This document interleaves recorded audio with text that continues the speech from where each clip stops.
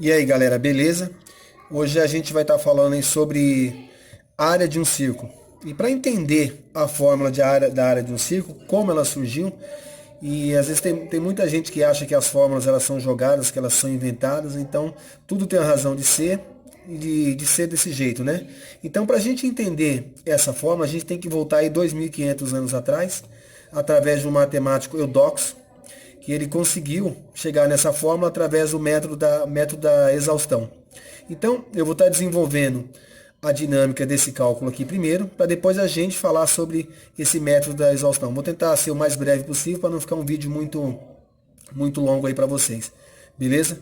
Então aqui eu desenhei uma circunferência de perímetro que eu vou chamar de 30 metros, certo?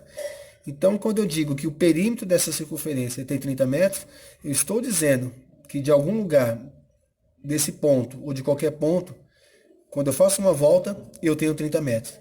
Beleza? Então a gente vai achar o raio desse círculo. Né? Como eu já havia dito aí num vídeo passado, que o raio é um segmento que vai do centro até aqui, certo? E o diâmetro desse ponto até esse ponto. E o π, né, que a gente vai falar depois, que é a relação da divisão da circunferência pelo seu diâmetro. Então, eu pego o valor dessa circunferência, que seria os 30 metros, divido pelo meu diâmetro e eu vou achar a constante π. Independente do valor da circunferência, vai aumentar o diâmetro e a constante vai ser sempre a mesma. Certo? Então, vamos escrever aqui a fórmula da circunferência. Circunferência é igual a 2 vezes o π vezes o raio. Então, essa circunferência é igual a 2 vezes o π, né? Que é a divisão da circunferência pelo diâmetro, vezes o raio, que está aqui, que seria a metade do diâmetro. Então, é só substituir na fórmula. O diâmetro, a circunferência, desculpa, eu já tenho, que é 30 metros, certo? Igual 2 vezes π, vamos adotar 3,14, já falei que ele tem infinitas casas, que é um número irracional, mas a nível de cálculo, para facilitar, vamos adotar 3,14. Então, 2 vezes 3,14 é 6,28, certo? Vezes R. Então, acabei de cair numa equação do primeiro grau. O que acontece quando eu tenho uma equação do primeiro grau? Eu tenho uma balança, certo? Eu tenho isso aqui. Se eu tenho uma igualdade, eu preciso manter a harmonia entre esses dois membros. É a mesma coisa que eu falar qual o número que multiplicado por 6,28 que vai dar 30, ou vice-versa. Então, para facilitar, para não ficar aquela coisa de joga para cá, joga para lá e muda sinal, o que eu costumo fazer que eu acho bem mais prático? Eu jogo todo esse lado, que é o segundo membro da equação, para cá, e jogo todo esse lado para lá. Só vou inverter os lados. Então, vou reescrever aqui, ó, 6,28 vezes raio igual a 30. Certo? Como que a gente resolve isso? A gente conserva o que a gente quer saber, que é o raio, que é igual a 30, dividido, esse 6,28 ele está multiplicando, ele vai passar para cá, dividindo. 6,28. Certo? Então vamos lá, fazer na calculadora para ficar mais rápido o cálculo, para a gente não perder tempo. 30 dividido por 6,28 é igual a 4,777 metros. Então vamos lá. Então isso aqui deu 4,777 metros. O que seria isso aqui? O nosso raio. Então é isso aqui, ó, 4,777 seria o nosso raio. E qual seria o nosso diâmetro? É só multiplicar por 2, né? O diâmetro é 2 vezes o raio. Então multiplica por 2, 9,554 é o nosso diâmetro. Beleza? Bem, a gente já achou o raio, certo? Agora vamos conferir se realmente essa constante era verdadeira. Porque, né, eu não falei para vocês que o π é a divisão da circunferência pelo seu diâmetro. Então vamos pegar lá, né? 30 metros, que seria a circunferência, dividida pelo diâmetro, que é 9,554. 3,14. Repare que essas casas elas são diferentes. Por que ela não vai dar aquele 3,14, aquelas casas todas iguais? Porque a gente não tem equipamentos de medida suficiente preciso para chegar naquela medida. Mas é importante saber que deu 3,14.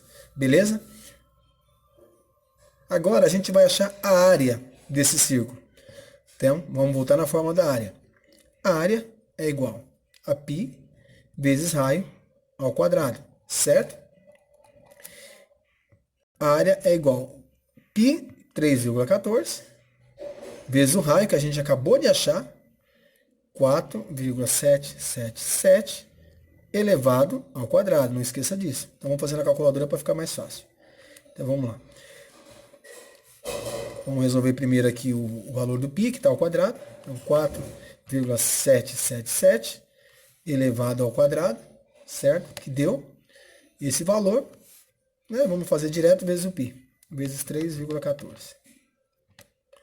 Deu 71,653. Então 71,65 metros quadrados.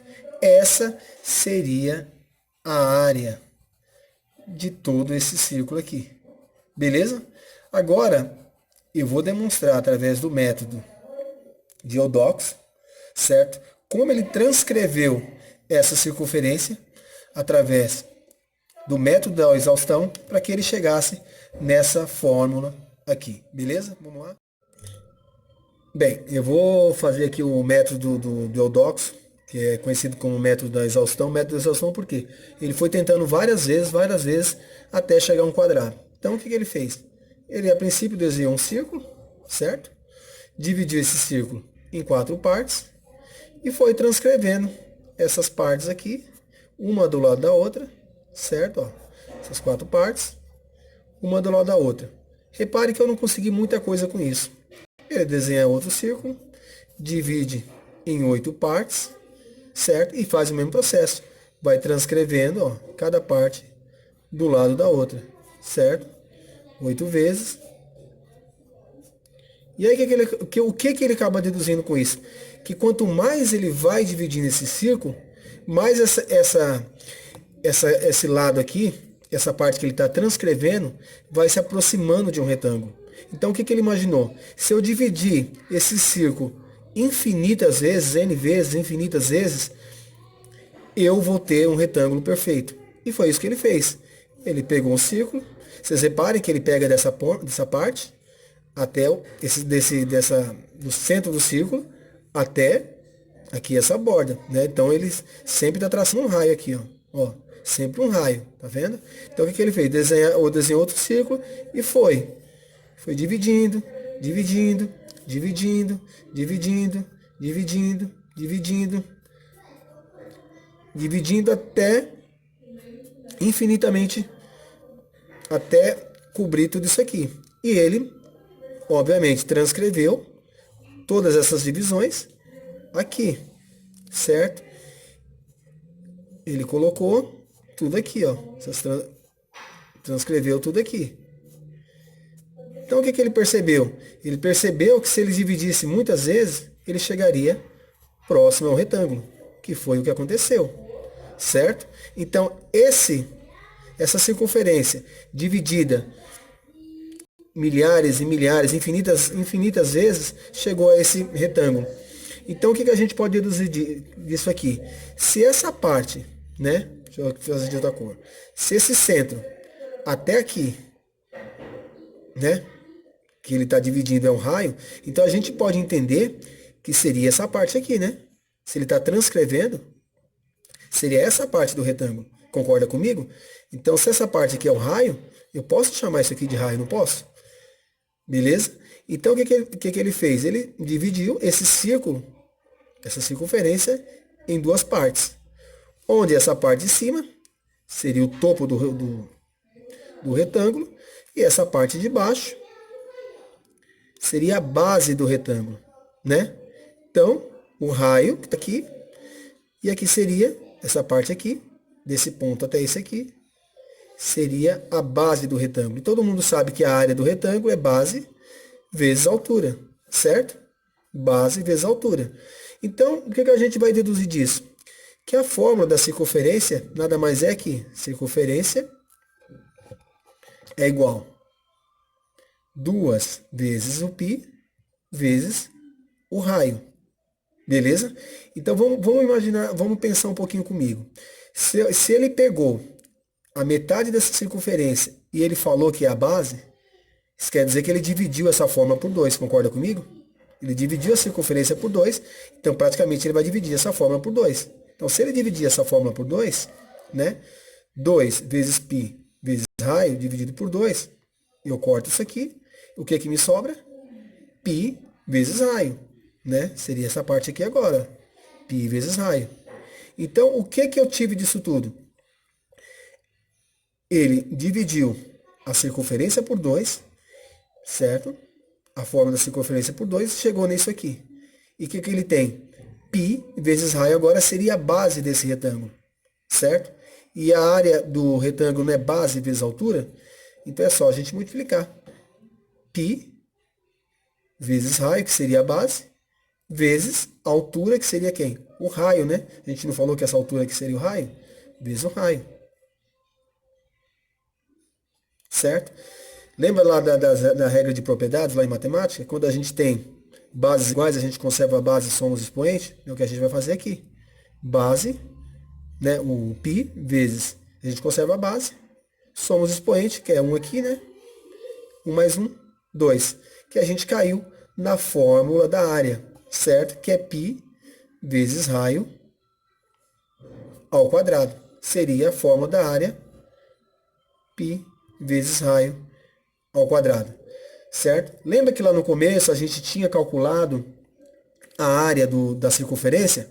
Então, será que se eu transcrever essa circunferência através de um retângulo, a área tem que ser a mesma, senão não faz sentido a minha fórmula, certo? Então vamos imaginar o seguinte, quanto que é o raio, né, que a gente tinha achado lá na questão? Não era 4,777 vezes quem? Ora, se eu estou falando que essa base aqui corresponde à metade da circunferência, quanto que era a minha circunferência? Não era 30? Então a metade da minha circunferência seria 15. Então esse lado aqui, esse lado vale 15, certo? Por quê? Por que ele vale 15? Porque ele é a metade da circunferência, né? É a base, metade da minha circunferência, vezes o raio. Então, o raio está aqui, vezes o 15. Então, essa multiplicação tem que dar igual à mesma área que a gente tinha achado lá do círculo. Então, vamos fazer lá. 4,777 vezes 15, que deu 71, certo? 65 metros quadrados. Então, bateu a nossa conta aí do cálculo da área. Então, o que ele deduziu nisso tudo? Que ele só fez isso aqui, ele transcreveu esse ciclo através de um retângulo. E como que a gente pode compreender isso através de um número? Vamos supor que eu tenho um número, deixa eu fazer aqui para ficar mais fácil. Tenho o número 8, certo?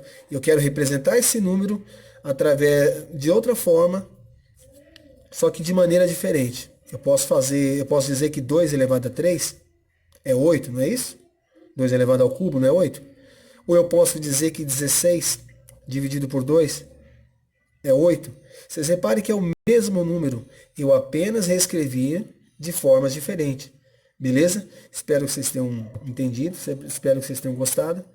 É isso aí, até a próxima.